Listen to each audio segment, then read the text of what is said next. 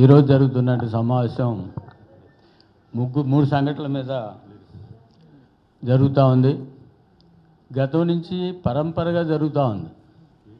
ఈ దేశంలో సమాజంలో ఒక ప్రత్యేకమైనటువంటి విభజన ఏర్పడింది. ఒకటి, ఈ రాజ్యాంగాన్ని మార్చి ఇది ఒక హిందూ రాజ్యంగా మార్చాలనేది ఒక పక్కన, ఇది హిందూ రాజ్యంగా మార్చడానికి అవకాశం లేదు, దీనికి ఉన్నటువంటి సెక్యులర్ భావాలు అట్లాగే సోషలిస్ట్ భావాలు ఉన్నటువంటి పరంపర ఉంది కాబట్టి దీన్ని అదే రకంగా ఉంచాలనేది మరో పక్కన జరుగుతున్నటువంటి పోరాటంలో భాగంగానే ఇవన్నీ జరుగుతూ ఉన్నాయి. ఈ జరగటంలో భాగంగా వాళ్ళ దగ్గర ఆర్గ్యుమెంట్ లేదు. హిందూ మెజారిటిజం అంటున్నారు. మెజారిటిజం అనేది నేను ఒప్పుకోను. ఎందుకంటే హిందూయిజంలోనే, హిందూ మతంలోనే మెజారిటీ ఎవరు? బ్రాహ్మణుల మెజారిటా, రాజుల మెజారిటా, లేకపోతే పాలకుల మెజారిటా?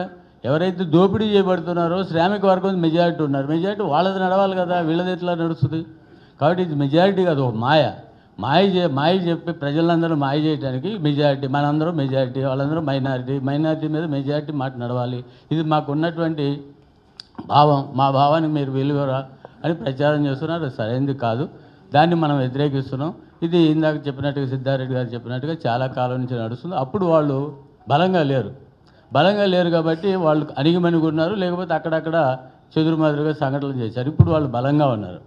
నాకు తెలిసిన సమాచారం ప్రకారం దీని మీద వాళ్ళ భావజాలాన్ని ప్రచారం చేయడానికి 60,000 మంది ఈ సాఫ్ట్వేర్ ఇంజనీర్లు పెట్టుకున్నారు. ఇందాక మేడం మాట్లాడినట్టుగా వాళ్ళకి ఏమి లేదు, ఒక ఆర్టిఫిషియల్ ఇంటెలిజెన్స్ లాగా ఇది చెప్తారు, అది ఫార్వర్డ్ చేస్తారు అంతే. వాళ్ళు ఎందుకు ఫార్వర్డ్ చేస్తున్నారు? జీతం గురించి పనిచేస్తున్నారు.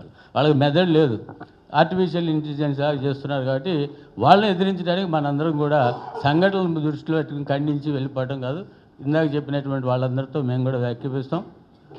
ఒక కార్యాచరణ తీసుకోవాలి. ఆ కార్యాచరణ ఏ రకంగా ఉండాలంటే, మన సహాయంతో గెలిచినటువంటి రాజకీయ పార్టీలు వాళ్ళు కూడా మళ్ళీ అధికారంలోకి రావడానికి ఈ మెజారిటిజం మాట్లాడదాం కాసేపు, లేకపోతే వాళ్ళందరిగా తక్కువగా ఒక మైల్డ్గా ఉందా అనే ఉద్దేశం కాకుండా, ఇలాంటి సంఘటనలు ఎవరు చేసినప్పుడు కూడా దానికి గట్టిగా చర్యలు తీసుకునేటట్టుగా మనం ఒక కార్యాచరణ తీసుకుని ప్రభుత్వాల మీద ఒత్తిడి తీసుకురావాలి.